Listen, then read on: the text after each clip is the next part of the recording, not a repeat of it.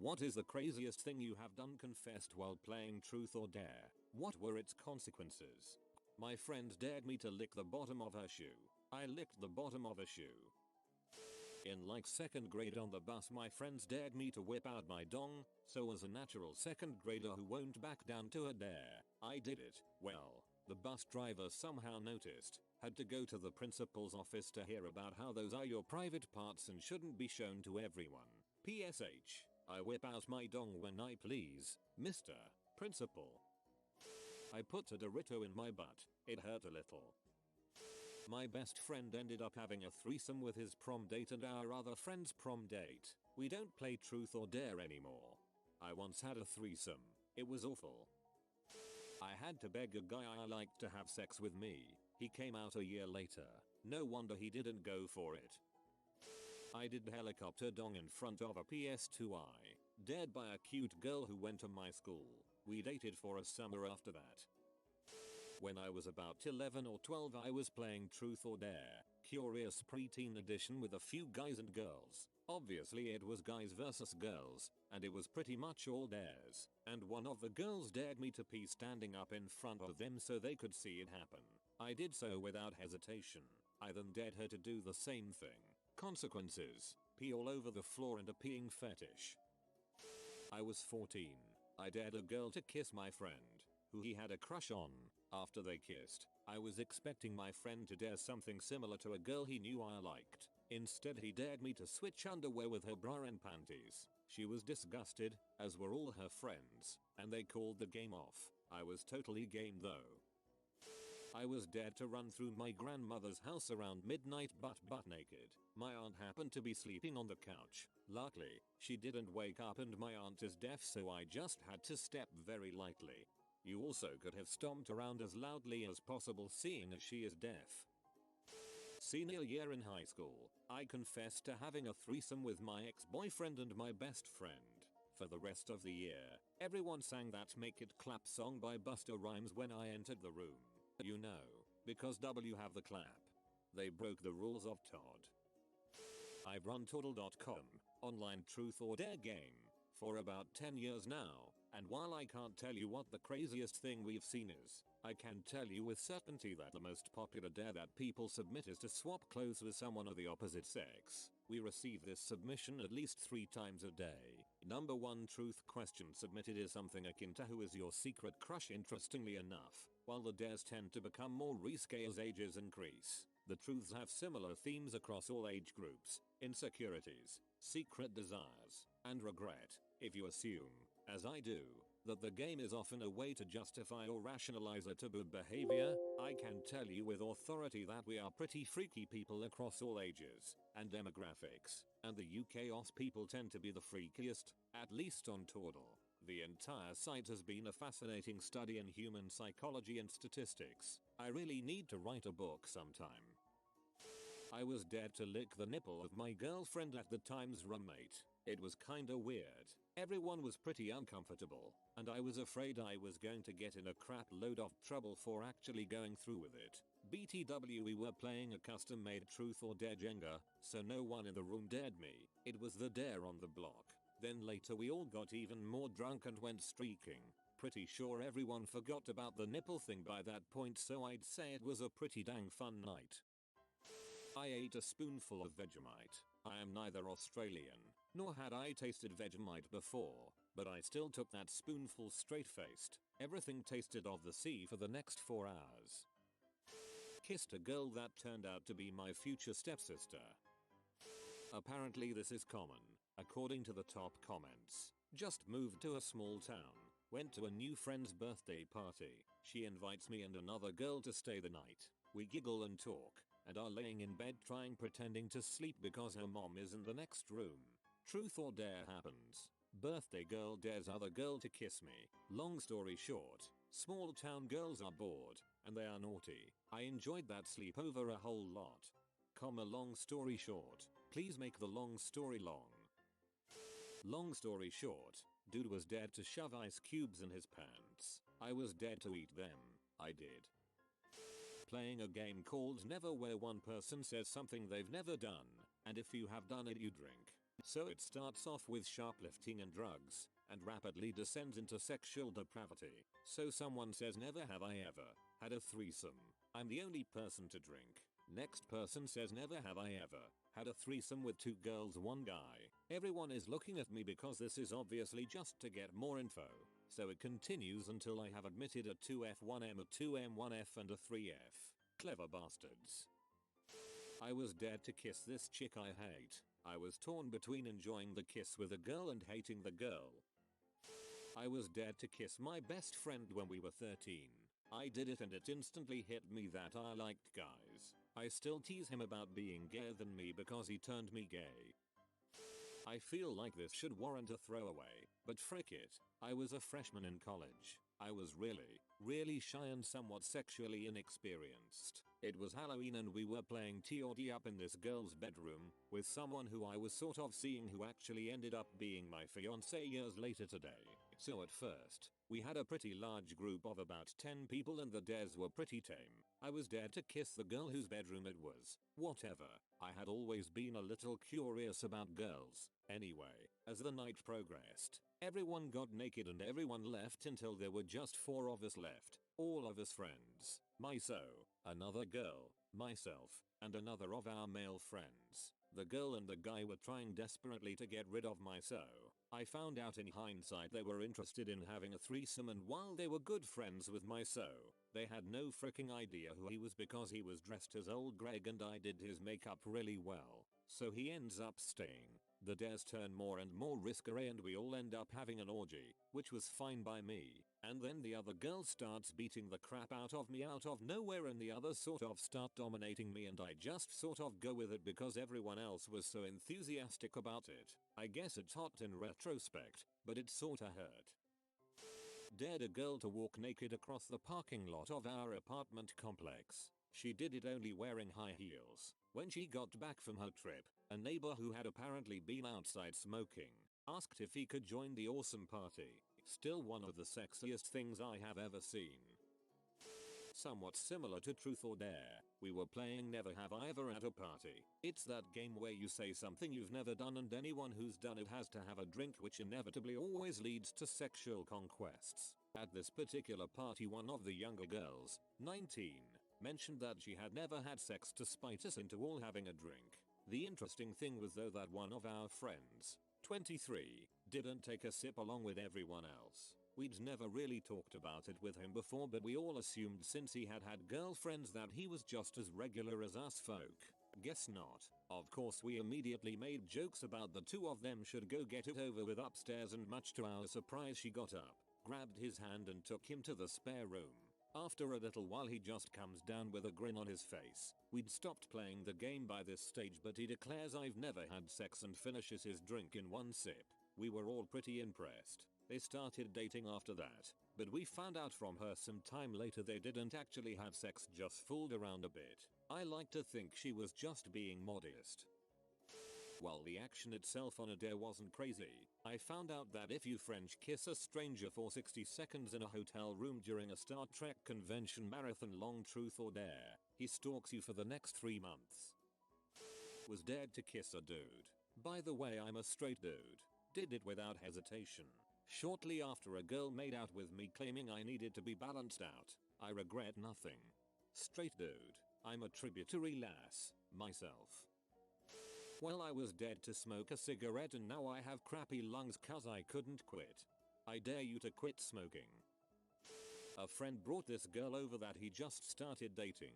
A couple of us knew her and knew she was a little bit loose. So during Truth someone asks her if she's ever had a guy stick a finger in her butt. When she acknowledges this I see a look of horror on my friend's face. And then he blurts out, "How many knuckles?" I bet he used this knowledge to his advantage later though.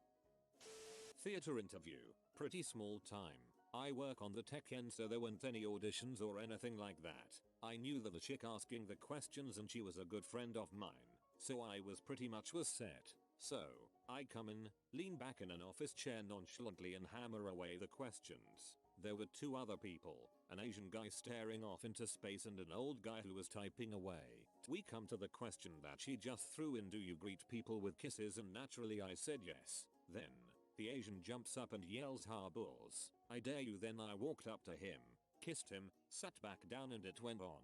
Still got the job, and the guy I kissed was our sound engineer.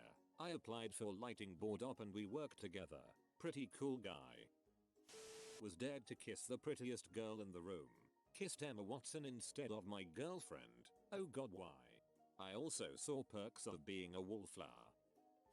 Was dared to strip naked, run down a quarter-mile of highway at about midnight in mid-December in Ohio.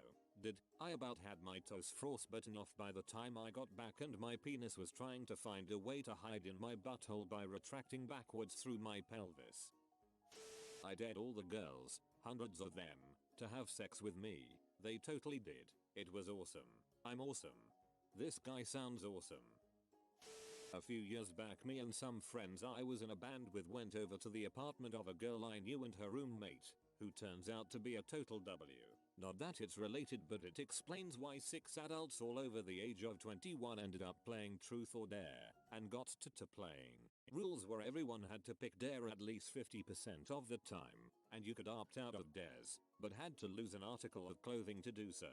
Everyone had the same amount of articles.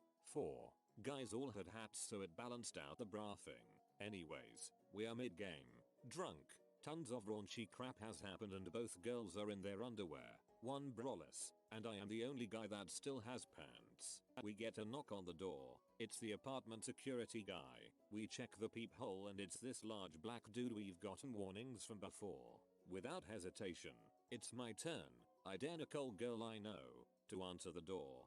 Fully opened, dressed how she is. She essentially has no choice because if she declines, we all get to see her amazingly huge awesome boobs, and still has to answer the door as it's quite obvious we are home. She does it. Security guy is speechless, jaw on the floor, completely perplexed. To break the silence I just ask, want a beat? Guy comes back 10 minutes later through the back door out of uniform. Comes in, has a few beers, and to top it off comes up with Dare so awesome that both girls end up completely naked. I got to run the train on my huge boobed friend later that night. My buddy who hasn't been laid in over a year broke his slump the W roommate and proceeded to get bass player pre-show BJs at every show she came to, which was 2, but still. And the black security dude got a 3-way makeout with 2 naked chicks, free beer, and never bothered us again. Successful night. Oh, and in case anyone is curious, the 2 other bandmates both had girlfriends and ended up crashing together on the tiny couch. We found them cuddled together in the morning, and somewhere there is a crazy W acquaintance with an amazingly hilarious picture of it. I drank some sunscreen. Come to think of it, they were actually daring me not to do it because I was pretty drunk at the time. We weren't even playing Truth or Dare, I was just drunk and wanted to drink some sunscreen. I'm awesome. You've been visited by the toothpaste man for good teeth and fresh breath. Comment oh fresh. If you are new to the channel, you can subscribe. I publish new videos every day. Until then, check out another video, or don't. Either way, have a great day you magnificent people. Gamers of Reddit, what is your biggest gaming confession? When I was 15 I hid under the bed, so my mum though I left for school, then spent the whole day playing RuneScape. In high school I lied to a girl I was dating and told her I was going on a family trip to visit relatives for a week. In reality, I had just hit level 60 in WoW and wanted to get in on a week of uninterrupted raiding. My ex's roommate told his GF he was cheating on her. He wasn't, so she would break up with him and he could continue running arenas. To all the Burning Crusade and Wrath era healers, I'm sorry for standing in the fire. Lag isn't the real reason why I suck. I like to play MMORPGs but I hate interacting with other players. I'm really bad at playing morally corrupt characters in RPGs. Anytime I try to do an evil character in Skyrim or Fallout I just start feeling bad for everyone. I can't even play as a greedy character and just end up refusing payment for helping all the slaves I've rescued. Same problem. I'm going to replay this game with an evil character this time to see how it's different, then I feel guilty after luring that insane wood elf in Oblivion out into the woods to murder him because he's mentally ill and it's probably not really his fault he's like that. When I play sports video games on single player career mode, I put the difficulty way down to become statistically the greatest athlete of all time. I have never played any horror game due to being a huge puss. Right there with ya. Sometimes I'll watch a YouTube video on how to defeat an enemy if the enemy keeps defeating me. Same here. Similarly with puzzles, it gets to a point where you're just frustrated and you'll be happier about not having to deal with it any more than the feeling of achievement for overcoming it. I never played Civ 2 on anything other than the first 2 difficulty levels. I never played Minecraft on anything other than peaceful. I played Madden for years on rookie difficulty, only then upping it the next level. I was regularly last in DPS in my WoW guild, playing a warlock in vanilla. My friends, I am bad at video games. Also have to have Minecraft on peaceful whenever I'm playing single player, and then for multiplayer survival I just live somewhere with a million torches on the ground. There was a Buffy the Vampire Slayer game for the original Xbox. My wife, girlfriend then, loved Buffy and the game. One day she was away at class, and I was hanging out and playing with her roommates. Playing the game, Eucycus, and we discovered if you plugged controllers into ports 2-4, you could control the bad guys. So we set it up. She came home. We didn't tell her our findings. She was playing and we were doing stupid and crazy crap with the vampires and other bad guys. She was too into the game to notice us playing too, especially when the players in her only player game were doing stupid crap like fighting each other and committing suicide by jumping off cliffs and other things. Oh my god, it was hilarious to watch her lose her crap. My confession is that it was the most fun I ever had in a video game at her expense. While I have fond memories of playing them, I've never beaten Ocarina of Time or Majora's Mask. I actually enjoy Spore.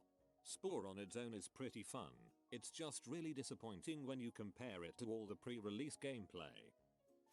When I was a kid and LAN was done with those huge butt monitors and desktop PCs, my friend and I would play Diablo 2, Lord of Destruction. We'd set up after school Friday and pretend to go to bed at 11 PM.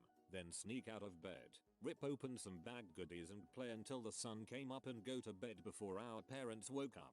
This was shortly before our internet was good enough to play online, so we played locally. I was hosting the server and we had played for a couple of weeks, at which point I was getting bored with not getting enough loot. While setting up one weekend, I went online and found a so-called trainer that could be used to change drop rates, rarity, and XP gain. I feigned server problems at some point during the evening, reopened local server with hacks enabled, and denied having done anything when we started getting runes, weapons and armor we'd never seen drop in Act 3, Nightmare before. It was fun, but I realized we couldn't keep playing like that, so I disabled them after only a few minutes, but it was too late for it not to become that one time we got super lucky with the loot in Act 3.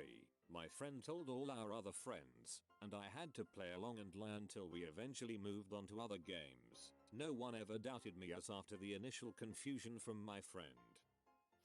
When I claim I've played a game, what I actually mean is that I spent hours and hours playing around with the character creator, making celebrities, anime, myself and or my cat, and then played the actual game for like 2 seconds after that.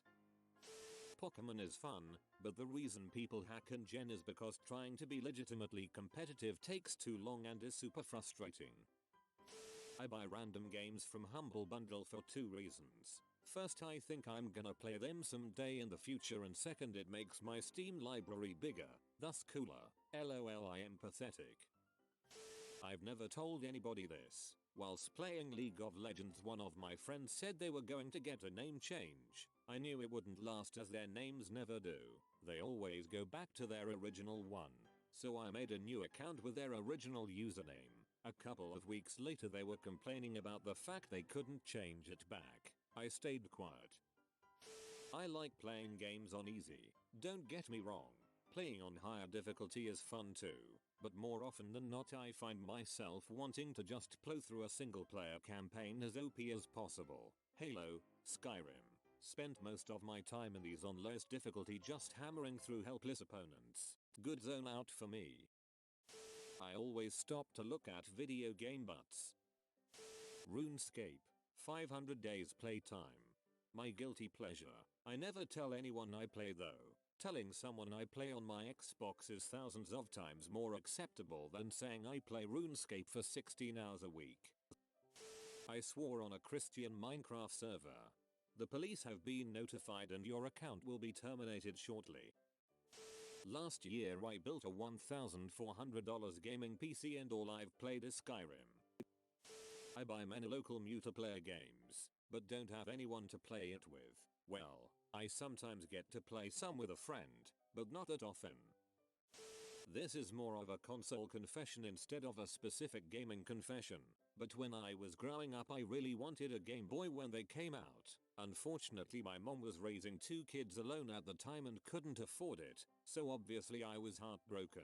Years later, my mom could finally afford a Game Boy SP and I must confess that to this day, it is one of my most prized possessions and I still have it in the body armor that my mom bought for it to prevent scratches. My husband laughed at me the first time he saw it in all its plastic armored glory, but I don't care. That thing will last the test of time. I hoard all items and restart from save points if I have to use an ether or anything above a high potion, despite finishing games with too many to use. I'm not quite that extreme, but I did finish FF6 with over 15 elixirs. I didn't use any throughout the entire game because I was saving them for the end. I didn't need them at the end.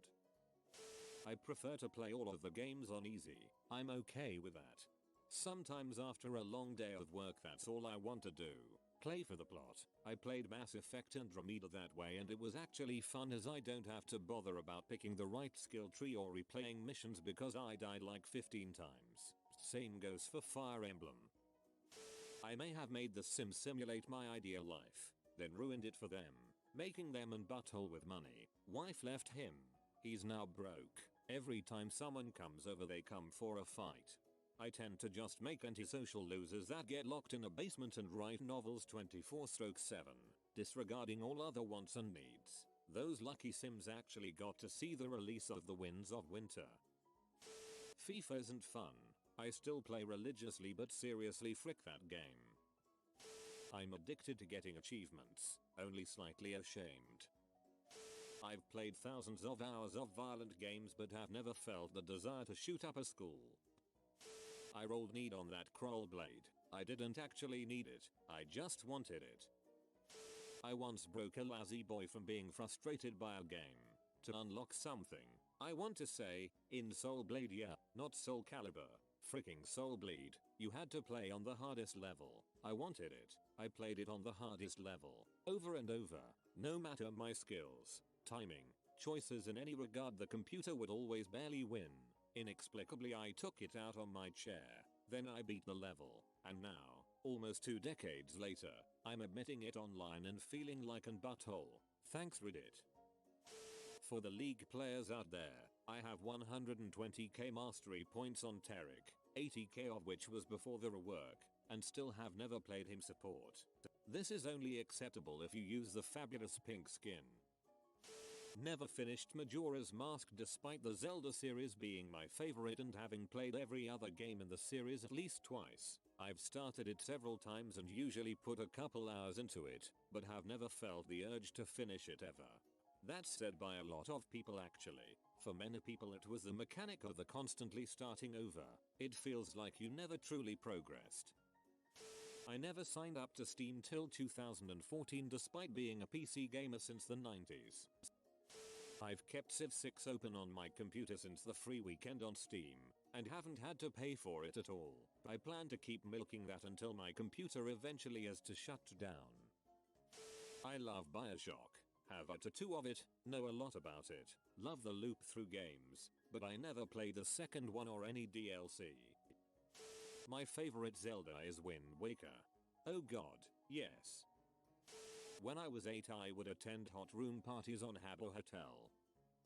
I don't actually enjoy Civ all that much. I mean, I like it, and I like the Civ subreddit. It just eats too much of my time for me to enjoy it properly, and I'd generally rather be doing something else. Most of the time it just feels like I'm going through the motions and making the same route through the game I always take. which means I'm just pouring 8 hours into a Skinner box without any real sense of accomplishment at the end of it. I'm all played out on Civ V and Civ 6 is okay, but it hasn't really wowed me yet. I admit, I did enjoy the whole district thing more than I thought I would, but none of the leaders have that. I absolutely have to play as this person wow factor that Isabella and Pocatella had in V. I think they're great games, but I have no desire to rack up thousands of hours in them, even though they're really the only games I play.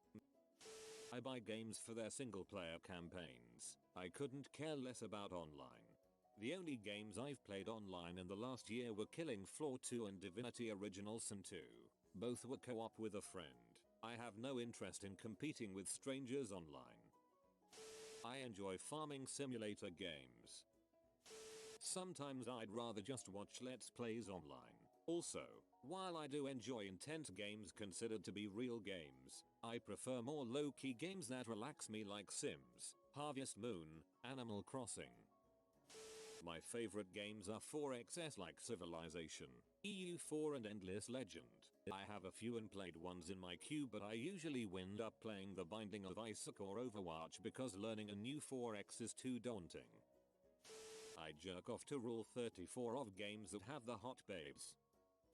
You have been visited by Moneybird, upvote in 5,861 seconds and you will get rich. If you are new to the channel, you can subscribe. I publish new videos every day. Until then, check another video, or don't. Either way, have a great day you magnificent people.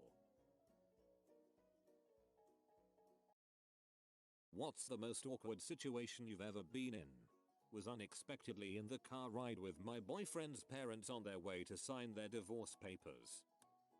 When I was a kid, we were on holiday and decided to go to a church. While we were there, I decided that I would be funny if I would slap my dad's ass with both hands. So I ran in full speed to maximize the impact of the slap. I ended up slapping a stranger who also happened to walk next to a woman with a stroller in his hands, which made me think it was my dad.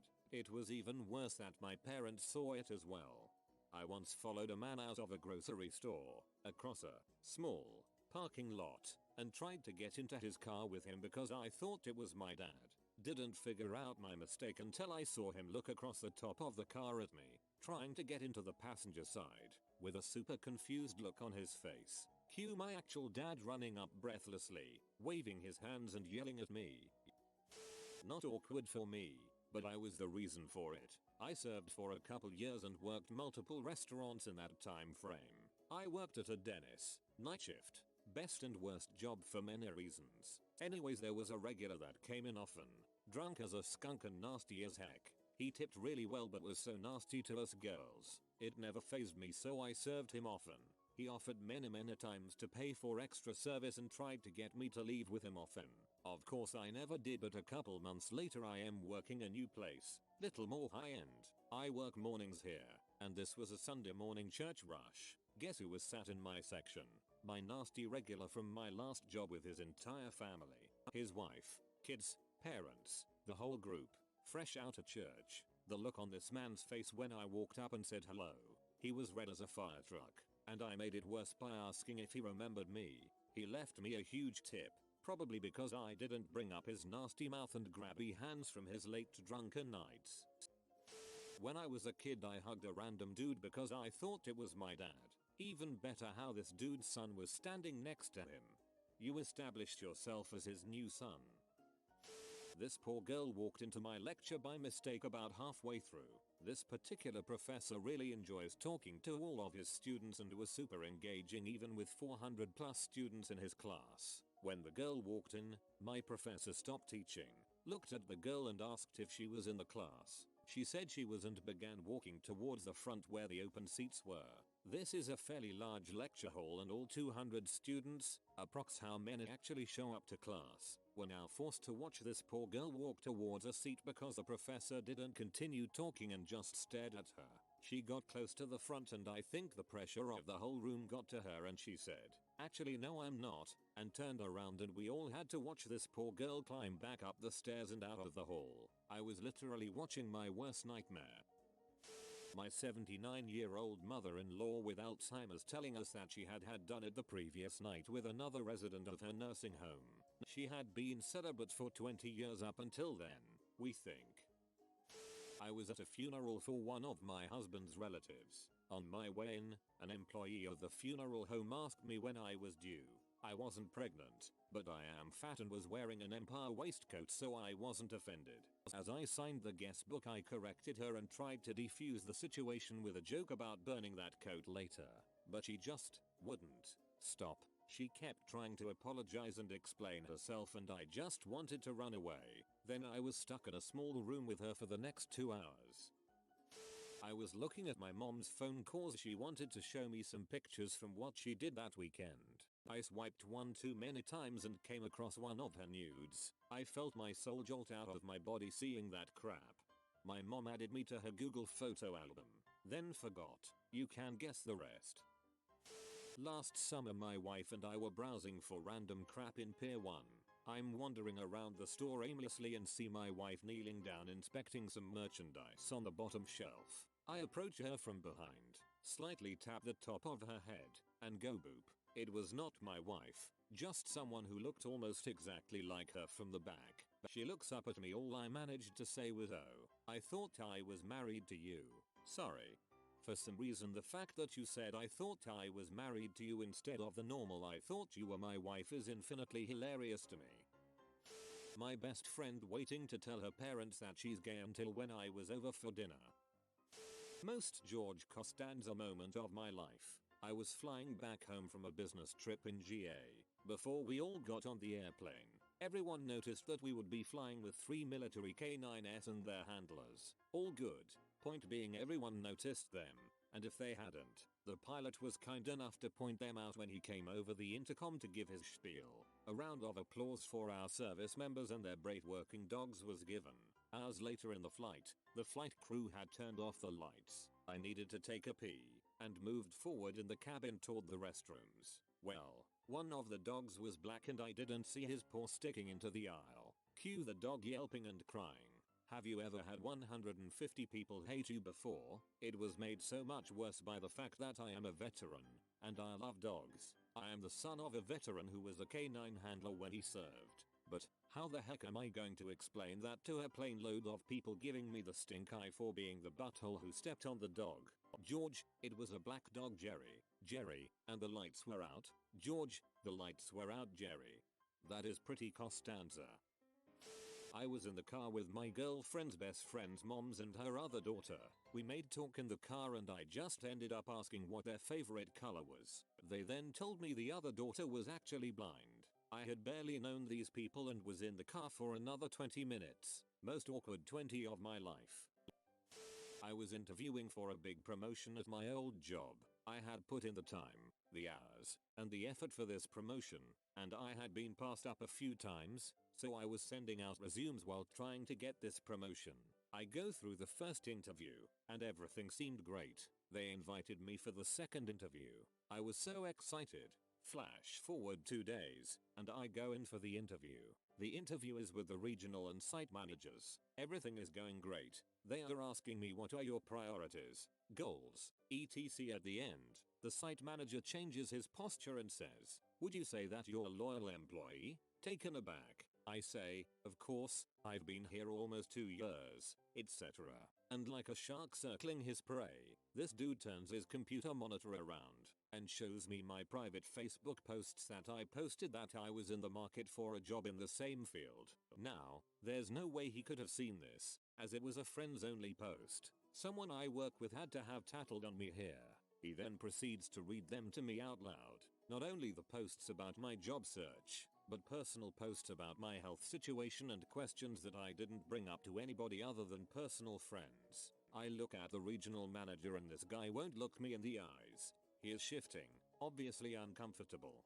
I tried to say that I was looking just in case this promotion didn't work out, as I am a college student paying my way through school, but he kept interrupting me and saying loyalty is key. He then tells me we will think about it and points toward the door. The regional manager kind of coughs and goes to shake my hand, but by that point I was already out the door. So I said thanks anyways and then proceed to have the most uncomfortable walk back to my desk. I was wearing heels for the first time in like a year, so I stumbled on my way out the door, with co-workers asking for the details if I got the promotion. I visited my bio dad's old church in Mississippi a few years ago and spoke to his old preacher for a moment. One important detail for this story is that my dad died when I was 7, so a pretty good while back. My grandma told the preacher who I was. This is Pomelo S.R.'s daughter. Pomelo. Preacher. OHH. Pomelo Sr. Tell him I said hi for me. Me. Sure thing. My grandma's face was priceless. We agreed the preacher would feel really awkward when he remembered later that my dad was dead. My ex-wife later came out as a lesbian, and we divorced. Years later, I went to her wedding, where she married her now wife, which was one of my ex-girlfriends. This isn't an awkward situation, this is a sitcom I'd watch. I was in some business college class and the professor was talking about something related to how celebrities brand themselves. Someone in the class brought up Shaun White as someone who had great celebrity branding but isn't really talked about a lot. The professor was Indian and said he wasn't familiar with who that was. So my genius ass thought it would be perfect to say out loud I'm talking about Mountain Dew's Baby, as a joke reference to that newscast where Shaun White said he had been drinking all night but was underage and the news person asked him what he meant, so he responded with I'm talking about Mountain Dew's Baby, and no one seemed to know about that, or at least didn't think it was funny, as silence rang through the classroom and professor awkwardly moved on to a new topic. Truly the most awkward situation I've been in and also the worst haunting moment of my life. Mayo memes don't translate well to real life sometimes. Had way too many awkward encounters.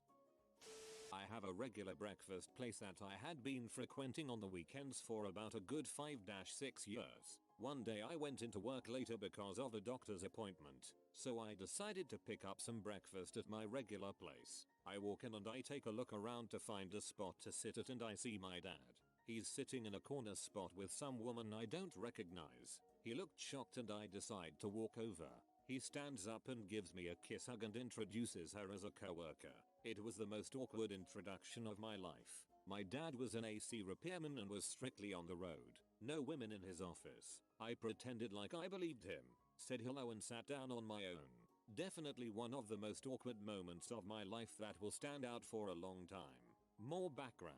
My mom and dad haven't been together since before I was born, however he was married to another woman when this took place. The waitresses were all my friends, and a couple days later when I went for breakfast they proceeded to tell me how he met that lady there every week. I never brought it up to him and pretended it never happened. That was about 14 years ago. I still go to that breakfast place and the girls told me after that day he never came back to that restaurant. In a couple of weeks it will be 1 year since he passed. I'm glad I got this opportunity to think and talk about him. So I've had the same 3 best friends since I was a kid.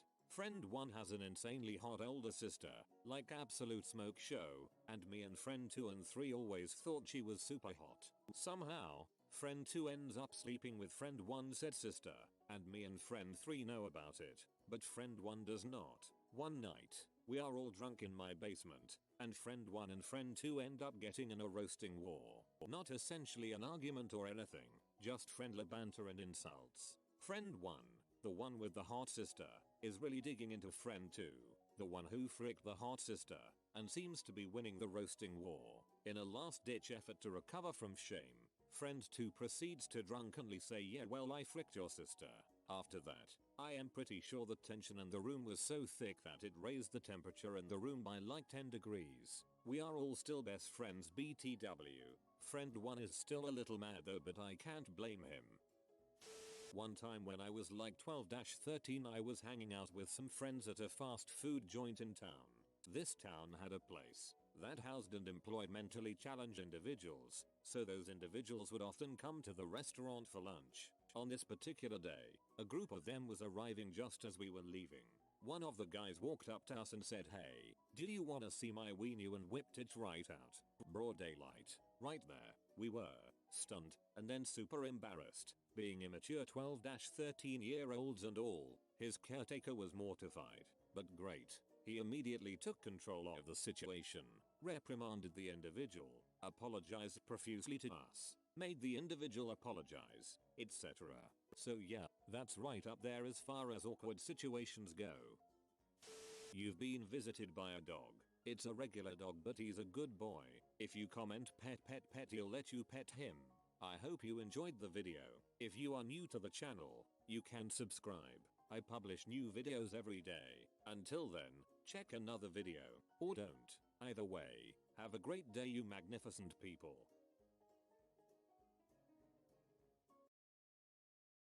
What is the saddest detail about your life that no one knows? When my brother and I were 9 and 7, my mom told me she could not afford chocolate Easter eggs for us. I told my brother that we should not expect chocolate on Easter morning. He giggled and said, "Dennis, mom's saying that to surprise us." I knew he was wrong but he thought I was being silly. Next day no chocolate. I was sick to my stomach in dread all night, and to see the look on his face in the morning, and the immediate realization it was no joke killed me a little inside. I'm 47 now and it's still a horrible memory. I am the 11th of 12 kids from a very loving family. He is 12th. I never told anyone and never bring it up as it brings back memories of the extreme poverty of being a boy. Now, at work I initiate for the collection of food for the various food cupboards and the Shepherds of Good Hope Christmas hamper every year. No one knows why and prob thinks it's an attempt to get favor, but it's so much not. While so many replies, "You are all wonderful and kind. Life is good now. Me and my brother moved to Ottawa, good jobs and we both own, in partnership with the bank LOL, our own homes. Life is good and I always have a chocolate in the freezer. Love frozen chocolate. At Easter, I put a few solid chocolate bunnies in. Be kind to each other. It warms my heart to see that you made a bad situation and experience into something worthwhile and wonderful. I'm sure your actions made the lives of many others more comfortable." When asked, I tell people that I'm an only child. It is easier than explaining that all of my siblings passed before the age of 10. God damn it. I lost my big sister in a car accident when I was 12-13, and I do the exact same thing when people ask. Then I always feel bad against her afterwards, as it's almost disregarding her existence. Now I'm sad. My sister and my dad used to think it was funny when, starting at 3 or 4 years old, every time my mom was going to be gone for an expanded period of time, they would say, "She isn't coming back. She doesn't love you. She doesn't want you around. She's gone forever." They thought it was funny, because I loved her and I would have a breakdown. What they didn't know was my mom would always tell me if it wasn't for me she could have gotten back with her true love. And when I was older she would say she didn't love me and she didn't think anyone ever would. I was unlovable. She even tried suicide once or twice when I was much older and said the same thing and said she wished she had son she could love and wish have made her happy. She said this as I was on the line with 911, covered in vomit and crap. To this day I don't think I'll ever feel love. I have a wife, but mostly don't believe it. I found my mother's dead body when I was 8 years old. I buy myself a gift for my birthday. I can't remember the last time I got a gift from someone. My best friend called me just to talk. I told him I was too busy to talk. I blew him off to play Oblivion. That was the last time I ever spoke to him. He died of an overdose right after. A month before she died, my grandma wanted to see me just for a bit before I went to another city, to give me $50 bucks as a present because I got into med school. I almost didn't go and then just spent like 2 minutes with her and rushed to the bus terminal. She seemed so happy for me, and just the most genuine kind of happiness you can feel without getting anything from it. I was a major butthole who just wanted to get on this bus. She died a month after that from pneumonia. I never got to see her conscious again, but I cried next to her when she was almost gone, telling her to forgive me. After she died I included her in every small mental prayer I do before falling asleep, though I'm not particularly religious. And when I remember her, and how much of a douche I was, I cry a bit. I hope she forgives me. I'm married but think that my husband never wanted this life. My Google history has both engagement rings. He never did the whole proposal thing and I want him to so bad. And how much it costs to get a divorce.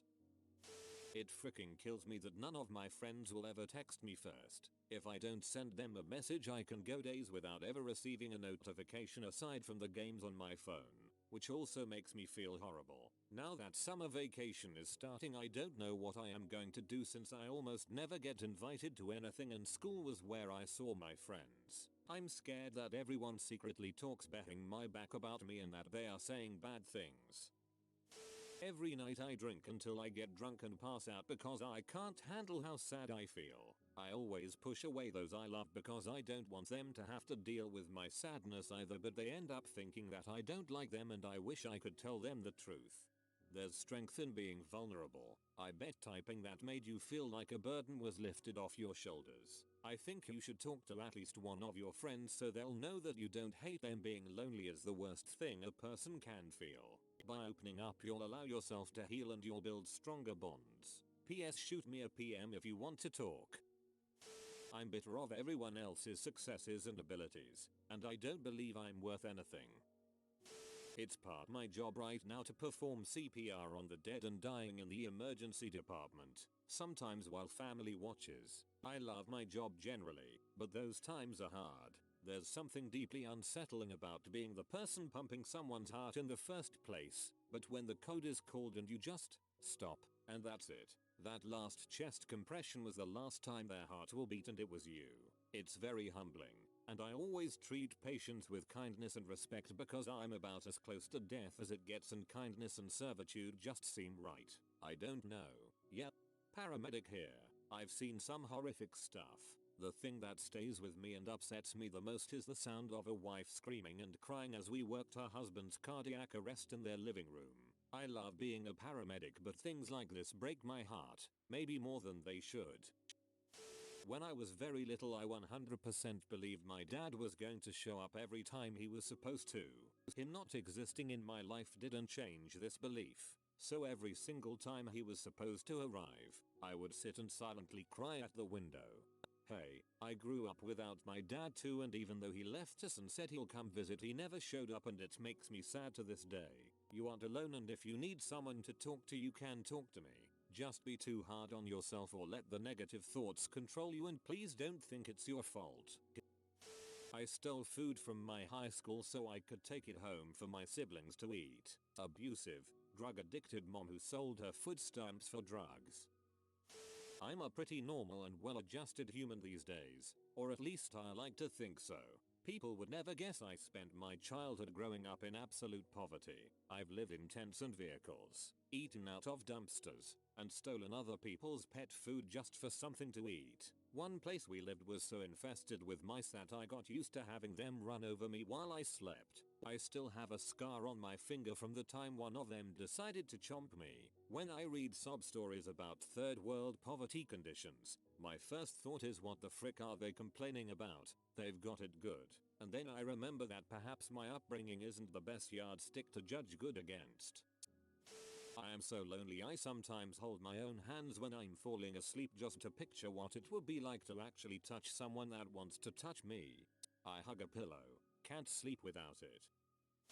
My dog drowned in our pool. I fished her out and buried her in the backyard with one of my brothers before the rest of the family found out. I still don't know how she fell in. She hated the water and try to avoid thinking about it because it breaks my heart. One of the last things my mom asked for and ate before she died was an orange creamsicle. 3 years later, they are still in my freezer. I just can't seem to throw them out. I got a 6-pack of Pepsi from my brother's funeral and brought it home. I drank the first 5, but for some strange reason I couldn't bring myself to drink the last one for years. We do strange things when coping with death. I also still have his Gran Turismo saves with all his ghost recordings. I've told my friends and family that I just don't want kids, but actually I've known for years that I can't. I hate it. I don't have a life. I just exist. Frick, I just want to give everyone here hugs. You and me both. When I was a kid and living with my psycho mother, I finally convinced her to let me get a dog. Anyways, a couple months later, when I loved that little puppy more than anything, my mother drowned it in the bathtub. A little late to the game, but oh well. When I was 16, the heat in our house got shut off. It was the dead of winter in Michigan. My mom liked to spend her disability checks on cable and Mountain Dew instead of bills. My sister and I gathered up all the blankets in the house and we both slept in the living room on separate couches. What no one knows is during the middle of the night my sister kept saying I'm too cold. Is there any more blankets? So I gave her mine. I tried sleeping in my winter jacket but ended up being too cold. You're a good sibling. I was pregnant 8 years ago. I have a 20% chance of conceiving. So, I looked at it like a miracle. My boyfriend at the time threatened to break up with me if I didn't abort it. I bought a baby book in little booties. 3 days later, I miscarried. He made me return the baby book and throw away the flowers a friend bought me. I don't talk about it much. It was my only chance at having a child and I failed. So, I have to pretend that I don't want kids and that I am totally happy being child free, even though it eats me up inside. Throwaway account. People know my Reddit account. I've been lying to what's left of my friends and my family, but I spent my first year of university completely alone and made no friends in uni at all. Didn't go to any events or parties or gatherings. I spent learning all alone and I didn't have anyone, didn't ask anyone for help with all the subjects I was struggling. It was all school, go live in my one-man pad, go to my part-time job, rinse and repeat. It was lonely as heck and I just silently suffered through it. I'm not looking forward to it when I come back to school at fall. Hey man, I hope things get better for you and you don't feel so alone. If you need someone to talk to, my inbox is always open. I was severely neglected by my parents, so now I have no self-esteem. Pretty much everything I do is a constant struggle against the weight on my shoulders that no one cares, and whatever I'm doing will never be good enough. No amount of success or achievement ever lifts me up for more than a few fleeting moments, and is quickly forgotten in my personal legacy of constant disappointment, because nothing I do will ever replace the love and affection I should have had as a child. Needless to say, I have trouble with relationships. I grew up alone. I live alone. I expect to die alone. I used to sit and eat my lunch alone in a bathroom stall every day during junior high school, 1999 to 2002. I had major insecurity issues and thought no one wanted to eat lunch with me. To this day, whenever I eat the type of sandwiches I ate then, I can smell the school bathroom. I used to sit in there and then hide whenever someone came in. I didn't even read. I would just sit there worried that someone would see me. I memorized every detail of that stall. I could probably recreate it in detail 14 years later. Every day my mother would make my lunch for me to take to school, and she had no idea that I was eating it all alone in an empty bathroom. The worst part is that no one ever asked where I went during lunch, feeding into my insecurity that no one missed me. I've never told a soul, not even my wife. I wasn't born a frail, slow functioning, socially awkward human being. I just have Lyme disease. I get the feeling that everyone either thinks I have an eating disorder, I'm slightly retarded, a freak, or all of the above. I mean, I am those things, just not how they think. Oh well though, that's life sometimes. I try. I have never had a friend or girlfriend at 24 years of age. I'm in love with someone and I will never be with them. I miss being anorexic. At the height of it, I had lost everything in my life except the disease. It was all I had, but damned if I wasn't good at it. Even as I was slowly dying, I felt some sort of distorted happiness. I only lived for one thing, but it made me feel purposeful. Now that I've recovered from anorexia, I care about all the other things in my life, but they're still pretty much non-existent. I have few friends, no partners, overbearing parents. I hate school, whatever you name it. See, I didn't have these things during the illness either, but then, I didn't care. Now, they're just more things to get me down. And to top things off, I'm doing a lot of binge eating and I can't even see how I could get back to where I was anymore. So yeah, I'd rather be miserable than empty. I killed my bird. I love birds and I accidentally killed him. He was a sun conure named, well, Sunny. Sunny would often escape his cage and because his wings were clipped he would hop over to me, usually while I'm sitting at my desk, just so he can hang out on my shoulder. Well, one day Sunny was doing what he always did, making his way across the room to be with me. However, right as he was about to get to me, the phone rang and I promptly got up to answer it. As I stood up I stepped down and heard what sounded like a dog's chew toy squeak. I immediately lifted my foot but the damage was done. I held Sonny in my hand, splashing water on him to keep him from passing out. Eventually he just fell asleep in my hands and never came back. I was sobbing during the whole ordeal. I killed my innocent bird Sonny while he was doing what he always did. He had no idea that would be the day he died, and it was because I was careless. You have been visited by the Holy Doggo. Like this video and subscribe for a good luck. I publish new videos every day. Until then, check another video, or don't. Either way, have a great day you magnificent people. Reddit, what is the saddest feeling in the world? Holding your dog while the vet puts him to sleep. Goodbye old friend. I picked my dad up from the airport after not seeing him for 2 months. I was so tired on the drive home that I did not converse much. We stopped and had McDonald's around midnight. The following morning he had a stroke and eventually passed. 3 years later, my mom is on life support due to a disease that took over her lungs. She was on life support with a machine breathing for her. She was coherent and was able to hear me and respond to my questions by squeezing my hand. The doctor told me that I needed to make a decision on keeping her on life support, something I was not prepared for nor could do. She was my freaking best friend for crying out loud. I wanted what my mom wanted. So I started to ask her if she knew where she was, and she squeezed my hand letting me know she knew.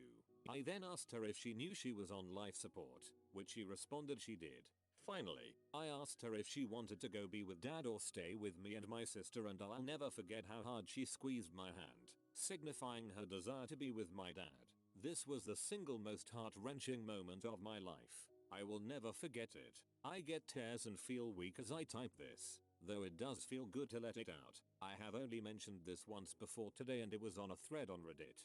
I read it. I care. So sorry for your losses and that you had to deal with that. I wish you peace and love. A good friend of mine lost her 20-year-old son unexpectedly one day when he just literally dropped dead in college studying at his desk due to some undiagnosed heart problem. 1 year later she buried her husband, who died of cancer, leaving her all alone. I learned from her that there is some sadness that never leaves you, and to hug my family members and tell them I love them whenever I can because you never know what will happen. Seeing my mum cry gives me a horrible feeling in my gut. Absolutely this. My parents are both super emotionally strong and I've only seen them cry once or twice. I remember when my grandmother died and my dad held a speech at her funeral. He started off good, but then slowly his words started drowning in sorrow. Rough crap, especially for a kid. Feeling completely alone, not being able to sleep, not wanting to even begin to deal with the new day. That and then you wake up in the morning but don't have a reason to. I have 3 siblings who all have little ones. As it is 2015, I often see my siblings post photos of their kids, especially baby pictures, and the happiness is contagious. My siblings are rightfully so elated to be parents. It's clearly one of the most fulfilling things they've ever done. But I have a 4th sibling, too. She was my parents' first. She died when she was 3 years old in 1979. When I was growing up, my parents had no problem talking about her, but we didn't talk about her all that often. I knew that they loved her and that they are holding on to the idea of an afterlife so that they may see her again, but we just didn't talk about her much. This past Christmas Eve, after having a really nice dinner, my parents and I came home and busted out some photo albums. My dad is recently retired, and he's making these albums in chronological order for us kids to have. One of the first albums had photos I had never seen before. Photos of my parents' life together when it began. Photos of my sister. So many photos of my sister. The same kind of photos I see my siblings take of their children.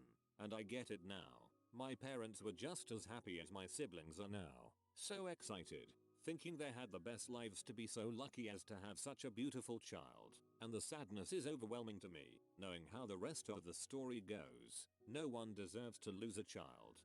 My dad came from a large family and the youngest girl in the family died when she was a few years old. We visit her grave every few years less often. Now that I'm grown up, and my dad talks a little about her when we do, it's weird knowing that there was this person that could have been in your life, and you never got the chance to meet them. Grief over someone's death. It's hard, especially the first time you experience it, to comprehend that an entire life and everything that goes with it has been snuffed out, and that no matter what, you will never see that person again. To me, that's the saddest part. My dad passed away 2 weeks ago, and I'm still struggling to come to terms with it. Sometimes it almost feels like he's just not home yet, like he's back late at the office, and then reality hits me that he's really gone, and the devastation and tears set in. This is the first time I've experienced such grief and it sucks balls. Total loneliness. Any other feeling can be at least soothed by sharing it with a friend. For me it sucks because it's my only comfort. My mind is a never-ending merry-go-round of my own balls, insecurities and excuses to never get my crap straight. It's feeling of emptiness. I feel lonely as frick and unloved and filled with self-hatred. That's not the worst though. It's being forgotten by someone you could never forget. The worst pain in my life was from the day I interrupted my husband's suicide attempt this past August. Opening the guest room door to find his army uniform laid out on the bed next to a big bottle of pills and booze sent me into silent shock. I didn't cry out, freak out, but it was almost like an icy cold blade in my stomach. I couldn't react and knew I needed to find him. Seeing his face as he came up the stairs with his army boots, the only piece missing from what he had laid out. Seeing his true despair and his realization that I knew what he was going to made it almost too hard to bear. He dropped the boots and ran. That night, after admitting him to the VA, I cried in the bathroom of the VA, wailing inhuman sounds of grief that came and wanted from deep inside. I had held myself together to get him safe, but when all was over, it flooded over me. I felt as if I had already lost everything. I felt helpless. I felt responsible. I could have lost my beloved. He was hurting that bad and I almost couldn't help him. That's a pain I wish on no one. I still see his uniform laid out whenever I see the guest bed. Knowing you've fricked something up or hurt someone you care about, and knowing there's nothing you can do to fix it. Dogs know this feeling best. Purposelessness. Not having a goal or passion. Not wanting anything. It sucks. The saddest feeling is regret, especially when you find out later that something you really wanted was yours for the taking, but you were too weak to seize the opportunity. Crap, I've spent the last 3 hours avoiding calling a girl who gave me her number. This post is what I needed. I'm going in. Watching your children starving or dying. Just thought of my son dying. Got sad.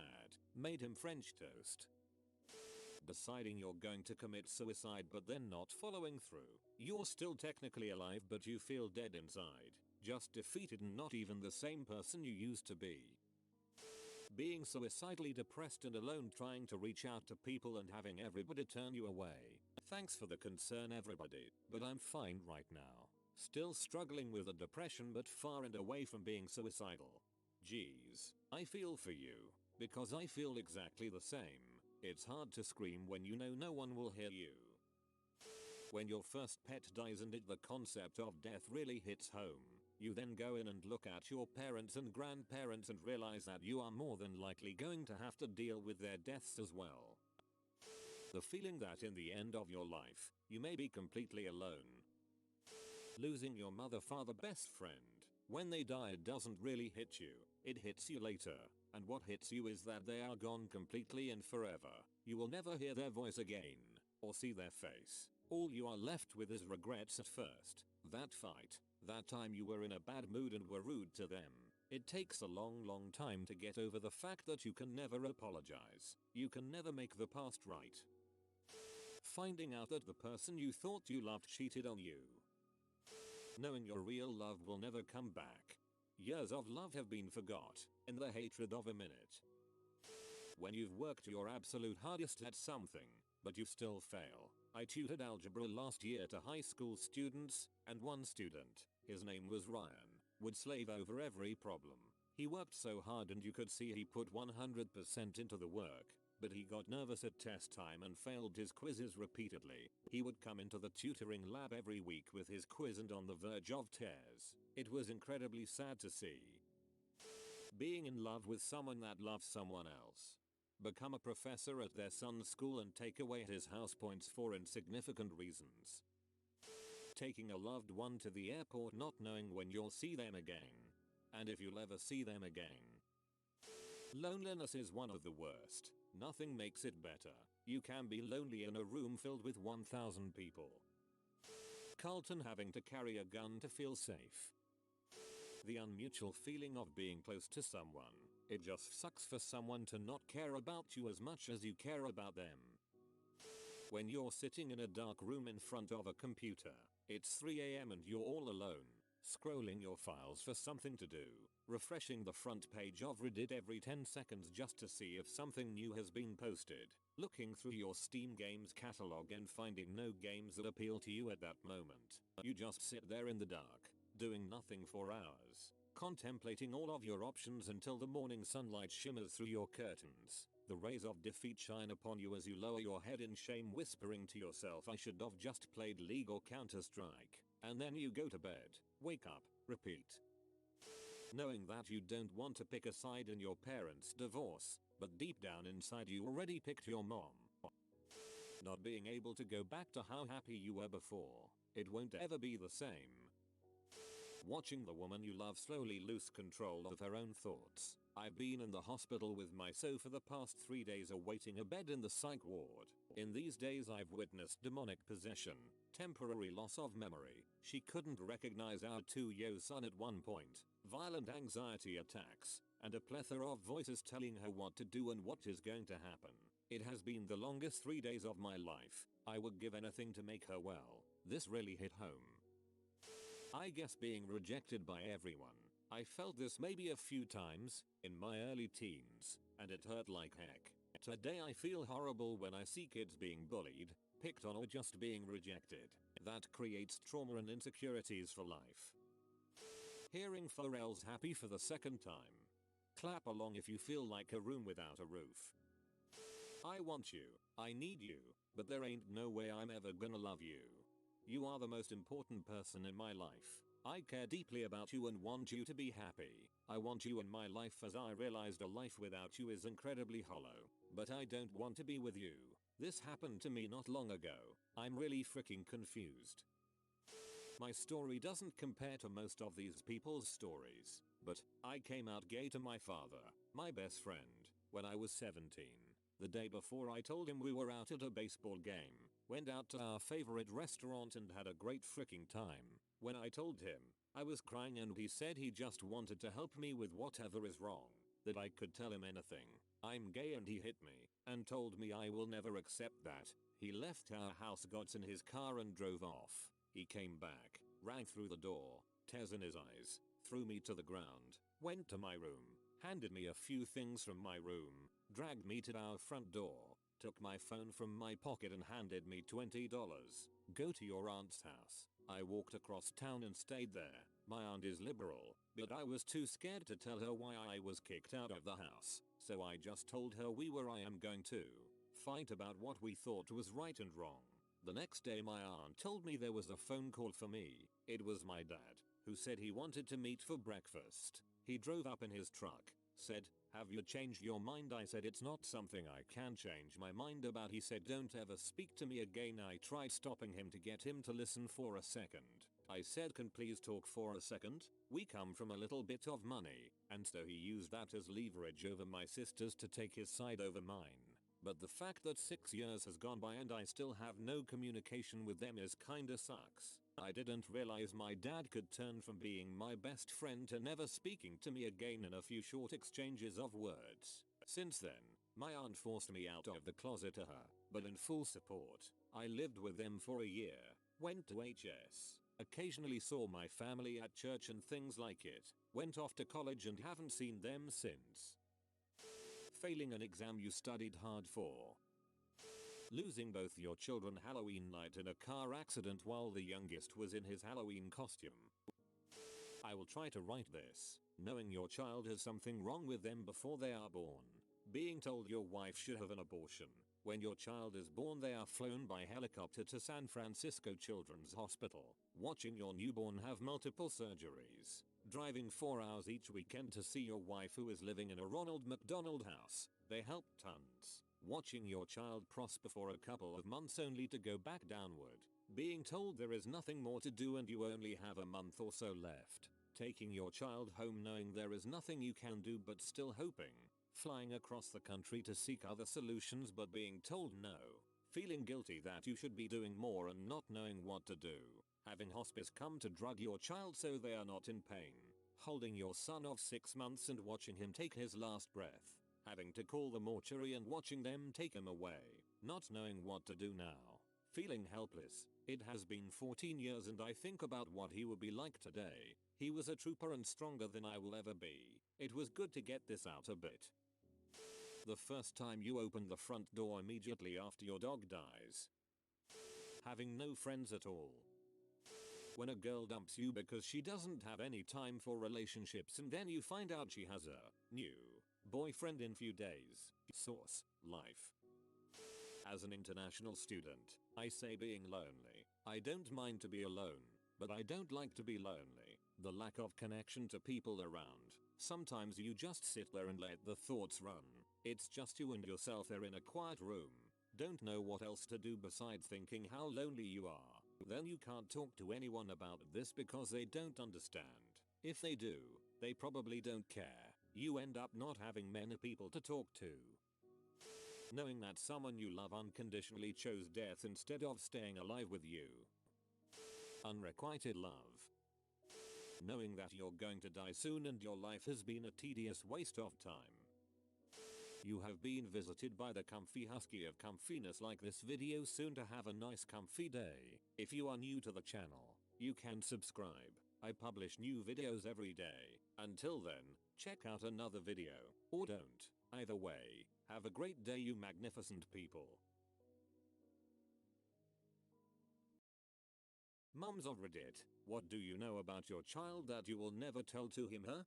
Have a daughter in college. Her first summer back home I went to wash all of her clothes she brought back. As a college girl, it was at least 4 loads. As I sorted her clothes before washing them out tumbled 4 butt plugs wrapped in a bag.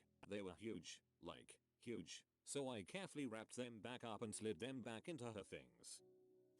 I am a parental figure to my orphaned younger siblings and there's something I'll never tell my sister.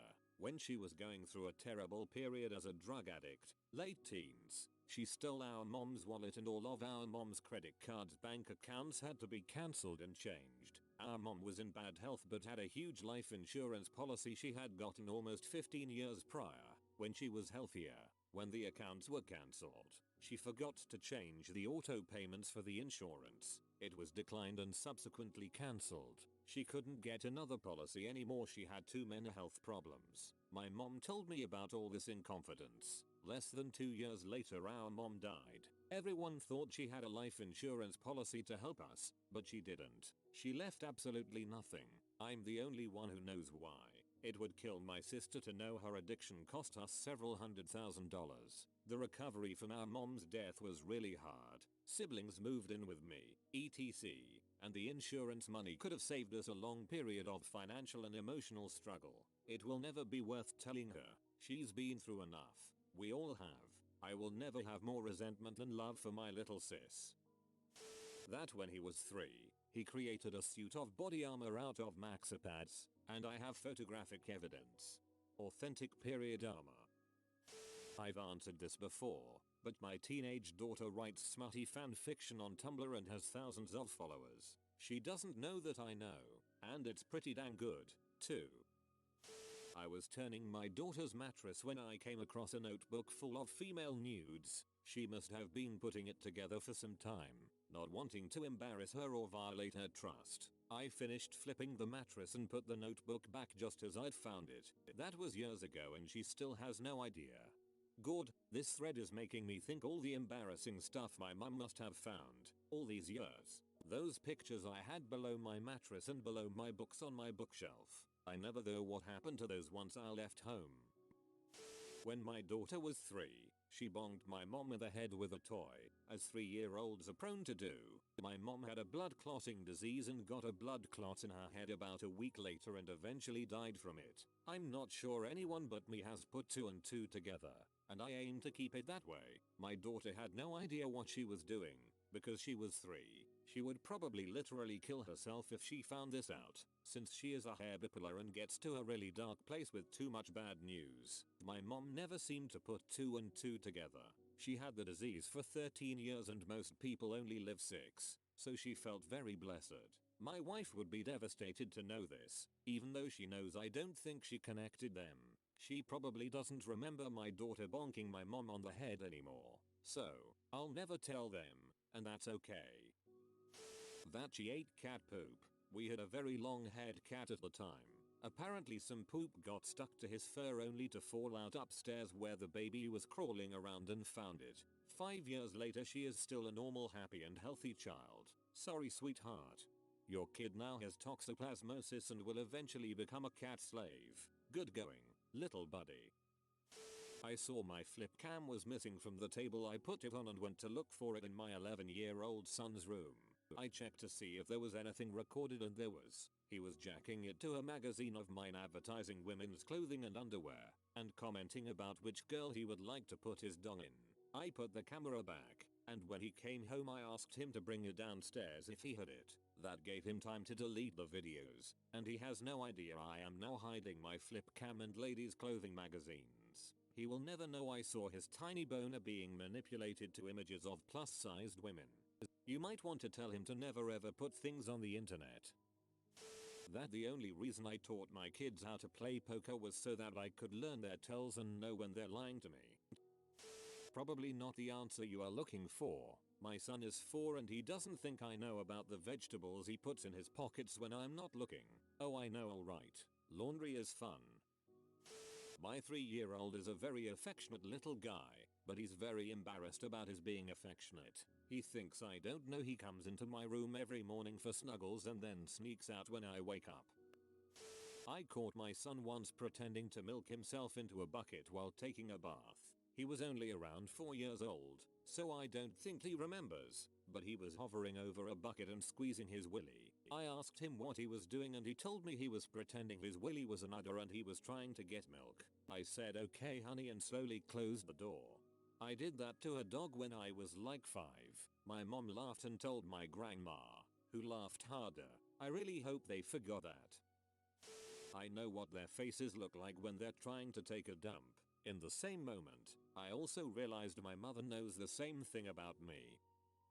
She was conceived because I really wanted an iced cappuccino from Tim Hortons. He didn't feel like driving so I made him a deal. It actually ended pretty nicely in a field under a clear night sky with many stars out.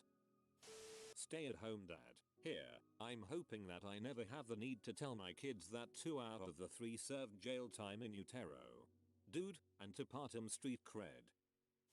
I'll never tell my dear son that I follow every freaking single comment he makes on Reddit and that I'm the one who gives him the golds. Poor kid will always think that he's a such funny person. I will never, ever tell my daughter that when she was 1 week old I accidentally threw her across the room onto a wood floor. It was about 2 AM. I was breastfeeding her in the living room and a huge spider crawled on my arm. The whole new baby late at night thing made me stupid. So my reaction was to use the arm I was holding the baby in to get the spider off my other arm. My little girl went flying. It was horrible. She was fine, though, completely unharmed, just kind of annoyed. You can't just offer your baby to a spider to make it go away. From a son's pov, but my mom, and the rest of my family, have hidden from me that my older brother is only my half brother, same mom, my entire life so far, and they think I don't know, but I overheard my grandmother talking about it at a family reunion years ago. Same here, there's so much evidence that I can't not know, but they still won't tell me. If we had not lost the baby before him, he could not have been conceived. This applies to both children. That I know he is suicidal. I fear if I let him know that he'll go through with it or be too ashamed to speak with me again. Not a mom, but my cousin doesn't know that he is the product of non-consensual intercourse. My entire extended family knows, and as far as I know, nearly all of his cousins know aside from his own brother and sister. He was always treated special because of it, like if babying him will somehow make everything okay. He's turned out to be an entitled butthole because of it.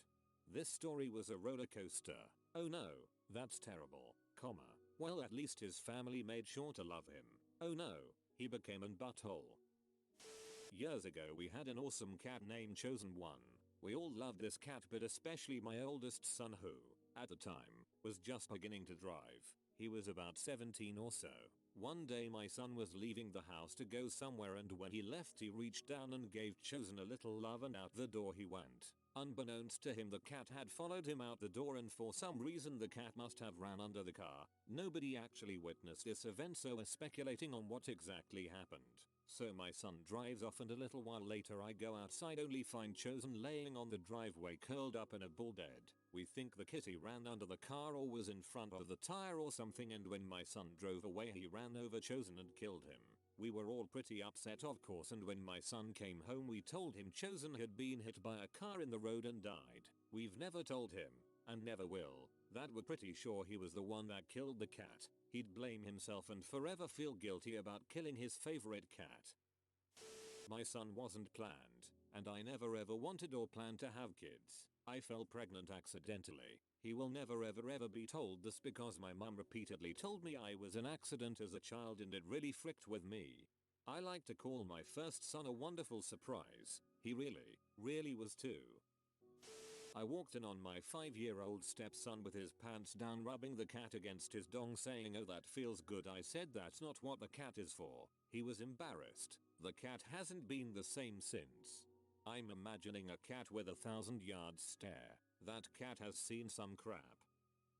My daughter is not biologically my husband's. She was conceived with donor sperm. Hubby is sterile. I want to tell her because I think it's fair just for medical reasons alone. Especially now considering she was born with a major heart defect. Hubby doesn't want to tell her. Might not ever. I don't think it would matter, but I would be devastated if it made her think less of my husband. She's only been with us a month, but he loves her so much. It would crush him. He has a third nipple. It's small, but it's a nipple. I have a favorite. I knew it.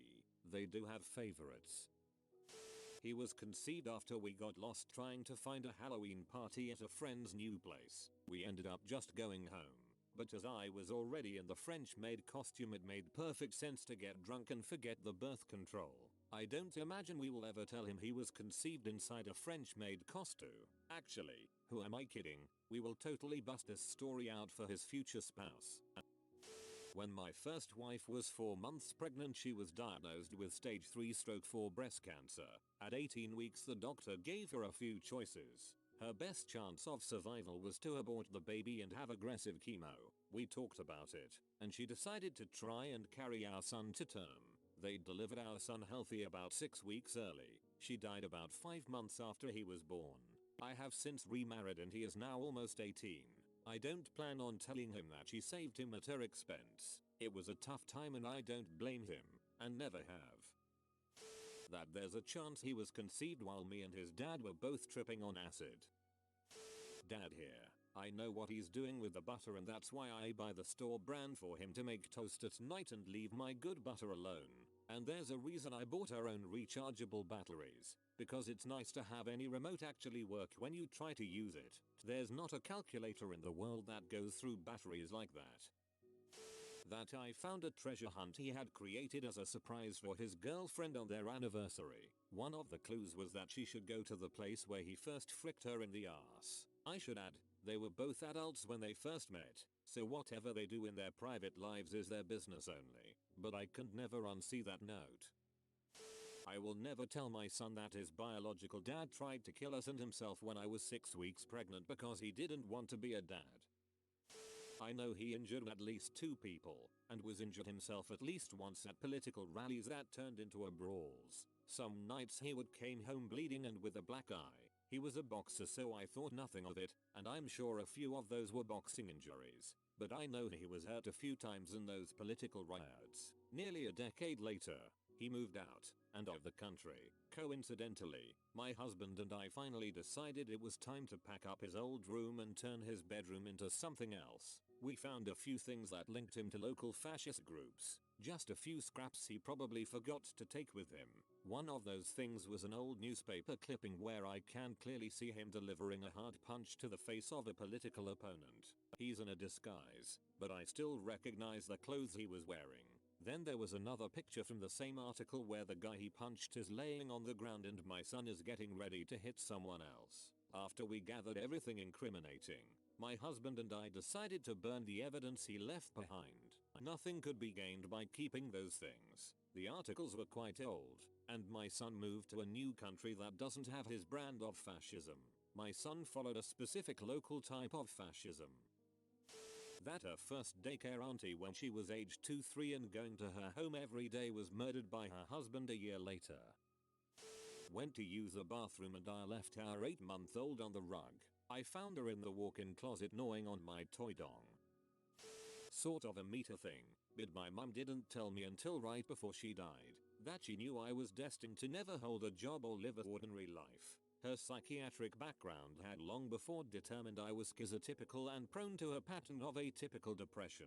She never told me until the end because she knew how important it was to sort myself out, rather than just be given a diagnosis. She told me that she was never disappointed in me and that even if I had problems, there'd still be a future for me. She was proud that I'd taken on the issues that I had so openly, and never given up. Years later, I haven't improved much, but her encouragement and confidence in me still lingers. Whenever I'm in a truly bad place, she's still there in my head giving me comfort. Love ya, Mom. That my husband and I had a $100 bet on our son's orientation. I bet $100 he was gay. Not a mom here. When I was around 5, my aunt walked into the room while I had the nozzle of a bicycle pump on the tip of my dong. I was trying to pump air inside me to see if I would swell up like a balloon. I didn't know this until my mother told me about it a few years ago when we were having a chat about funny things that happened in the past. Luckily we do not live close to a bridge because I seriously thought about jumping. How could she think that this would be funny to me? I was mortified. When I was 16 I found this stash of beer in our basement fridge. Miller High Life I think. I drank some and thought it was utterly disgusting. Not like acquired taste bad, but rather what the frick, how do people drink this? My stomach is literally on fire. Hid the bottles to throw away at a later date. Crossed beer off my list of things I liked. Forget about said beer bottles. One day I remember and go to look for them where I hid them. Instead, a note. Vorkrist. Those beers were at least 8 years old. We removed them from grandma's fridge when we were cleaning her house. I won't tell your dad. Hope your first beer was memorable, Mom. It's about my sister, but when she was a baby my mother tried to give her away because she didn't want her. My dad found out and got her back from the woman. She is 21 and still doesn't know that I wanted to give him to the fire station for a couple weeks. I didn't tell anyone until he was 2 weeks old because I thought it was something wrong with him and me. I didn't think I loved him and I was so ashamed. I ended up telling my husband in desperation one night and he snatched my son away, telling him that he'd find a mommy who actually loved him. Neither of us knew it was severe postpartum depression. I thought I was incapable of that love and my husband thought I was a monster. I am still battling the PPD and anxiety a year later, but I even now can't believe how much I love him. I love him so much it hurts. I'll never tell my son about that horrible night, but I will tell him that depression and anxiety are never ever shameful. You have been visited by the hamster of joy. Comment: I like chicken to live a happy and full of joy like the joy hamster life. If you are new to the channel, you can subscribe. I publish new videos every day. Until then, check another video, or don't. Either way, have a great day you magnificent people. What's the one thing you regret doing for your wedding day? Registering for GD China. I didn't want it. Knew we would never use it. Received everything. Never have used it in 25 years. At this point, try just using it for mundane purposes. It's surprisingly fun to eat boring mundane things off of very expensive china. It's just sitting gathering dust, so use it for fun. My number one regret is telling people not to take pictures. I know it sounds dumb, but it is much worse than that. In our agreement with our photographer, she told us that other cameras were not allowed as the flash from another camera could ruin our pictures. So we politely told people to refrain from taking pictures and explained the situation. We had a great wedding and the photographer even sent an extra photographer to work the wedding. 2 instead of 1.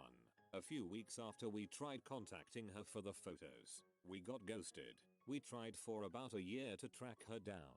We were still willing to pay for the photos, even unedited. We just wanted the photos. Fortunately, some people didn't get the message, so we have a few 10-20 photos from our wedding. The worst part was that someone had contacted my wife through FB 2 weeks before the wedding warning us about her, but we decided to take the risk because there probably was no way to get another photographer in that kind of time. When she showed for the date, we were relieved and thought we dodged a bullet. Letting my mother-in-law have any say in anything. She ruined the food. Not having our grandmas as flower girls. We didn't have anyone to be flower girls, and I didn't think of asking grandmas until way after the wedding. Having an outdoor wedding in August in South Carolina. Timing necessitated it, otherwise I love my wedding and love my wife. Better than my cousin having a wedding in Wisconsin in January. We went down to the lakefront of Lake Michigan to take pictures. The pictures turned out like crap cause everyone was freezing. Not having a good breakfast. We got married early in the day on a beach and all I could think about was how much I wanted a breakfast sandwich with eggs, cheese, and bacon on a toasted English muffin with just a touch of hot sauce. Paper invitations and RSVPs. Set up a wedding site and have people RSVP there. The amount of stress I put myself through trying to get paper mailed back to me in an era when no one uses mail anymore was so unnecessary. At one point we'd gotten very few RSVPs back and I had a total crying meltdown about how no one was going to come. Of course they were going to come. It's just no one uses mail anymore. Save yourself the headache and the money. It's my biggest wedding regret. 100% agree. We spent over $400 on paper invites. Way too much. It's nice to have paper, but I totally agree with the online RSVP. This will sound petty, but I regret wearing my hair up. It felt so unlike me and the sticky layers of hairspray wouldn't brush out when I got undressed that night. My wife was still finding pins in her hair 3 days later. I bet you looked great though.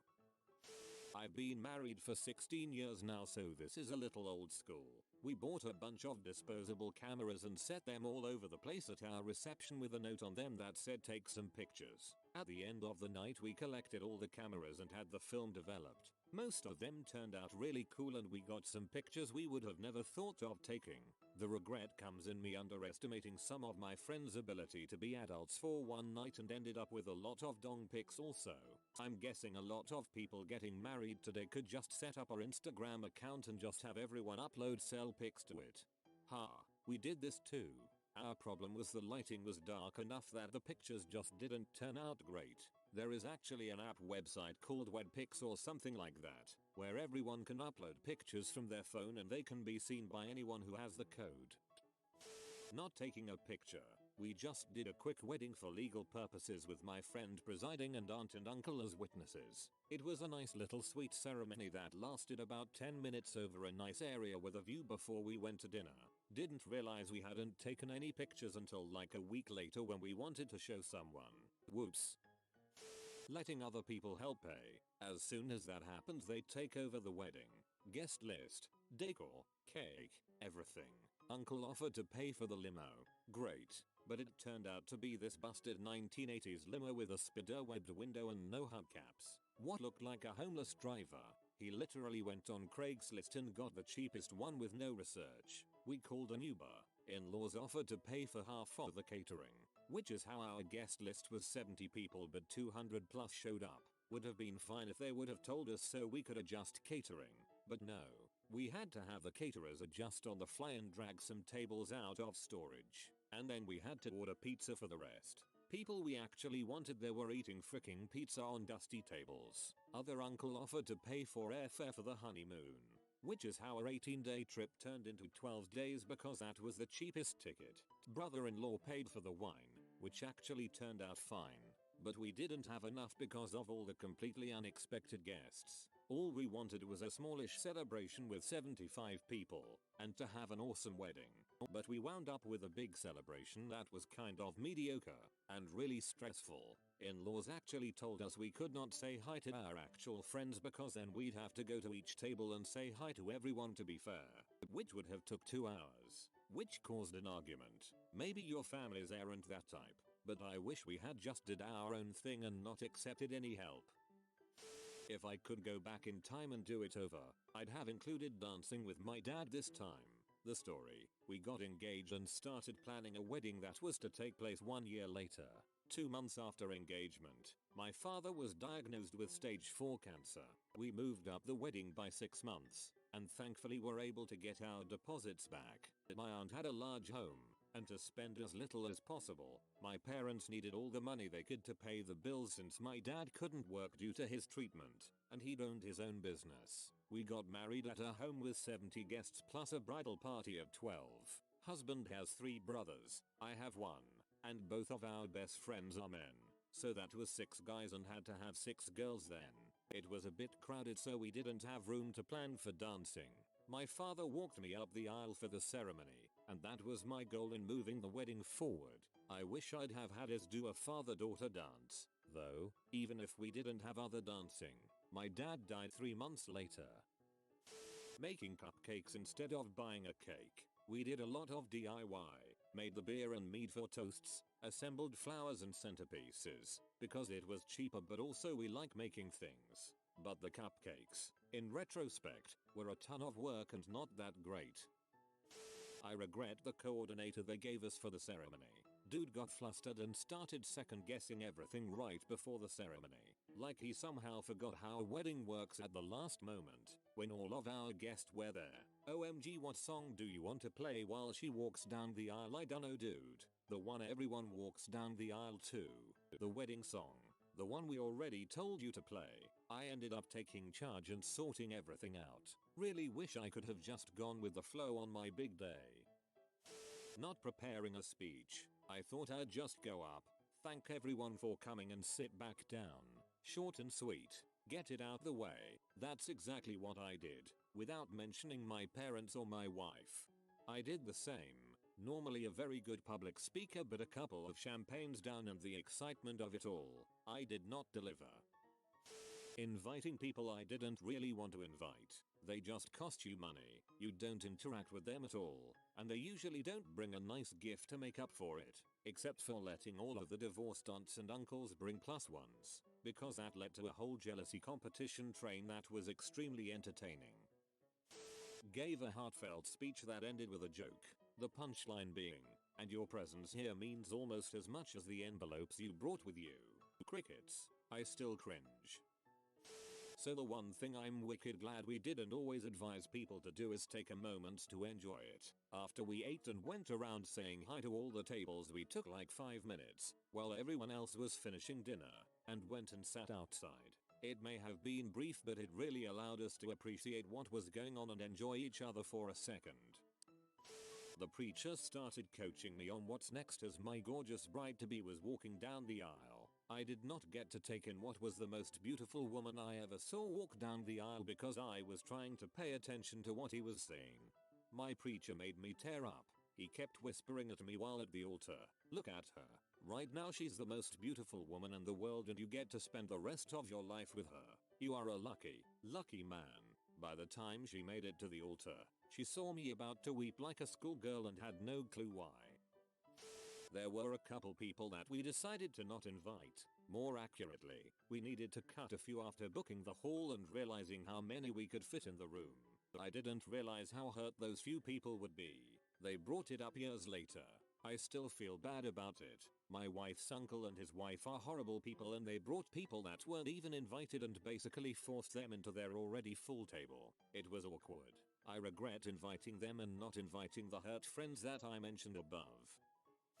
Not hiring a photographer. We thought we'd save money and just ask friends to take lots of pictures. They took some, but I have maybe 5 pictures worth looking at. No pictures of the cake or table settings. I kind of remember what they look like. The only decent pic of my husband and I has our flower